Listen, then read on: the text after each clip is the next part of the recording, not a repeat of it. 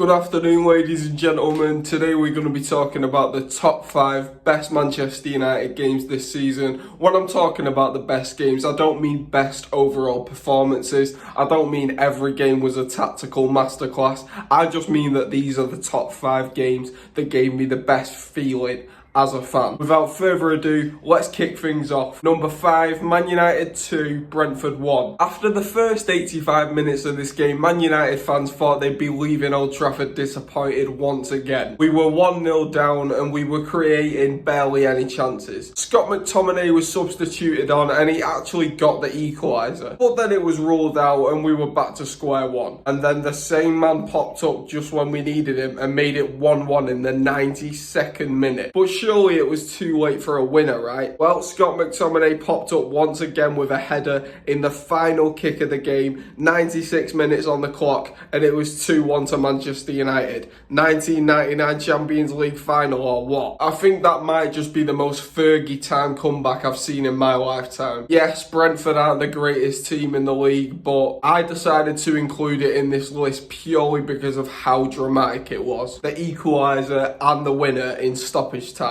Mental. Number 4, Man United 4, Wolves 3. This is one of the few games this season I can actually say I was impressed by my club in. Yes, we conceded 3 goals, but we also scored 6. Unfortunately, 2 of them were ruled out for offside, but 4 of them counted. 2 of them were absolute screamers, one by Rashford, one by Mainoo. Mainoo's 1-1 goal of the month, and it also won the game in the 97th minute, just as we needed it, like McTominay did against Brentford. And what a beautiful way to score your first Premier League goal. An 18-year-old saved us that day. Somehow United bottled a 3-1 lead and they made it 3-3 in the 95th minute, and you think there's nowhere near enough time to win this game, and what do you know, the teenager pops up and scores an absolute worldie. What a feeling. And I think that'll go down as the first really special Kobbie Mainoo moment. First the winner against Wolves, then the absolute beauty against Liverpool, and then the FA Cup final winner. Jesus Christ, this lad is special and he's only 19 years old. Number 3, Man United 3, Aston Villa 2. This miraculous comeback made me feel more joy than any other Manchester United game in 2023, and here's why. Before this game began, Man United were winless in 4 games straight. They hadn't even scored a goal in 4 games. So beating Aston Villa, who were top of the league at the time, seemed impossible. Even more so when we were 2-0 down at just half time. But clearly Ten Hag changed something in those players in that dressing room, because they came back out and played so much better. Garnacho gets the first one back, but it's given for offside. It doesn't stop him though. He not only comes back and scores another, but then he scores his third for the equaliser. So Garnacho takes it from 2-0 to 2-2 all by himself. Let's just call it a hat-trick because one of his goals was offside. And Rasmus Højlund, who was still yet to score in the Premier League at the time, gets the winner. Once again, late on in the game. Not as late as the Mainoo and McTominay goals, but still quite late,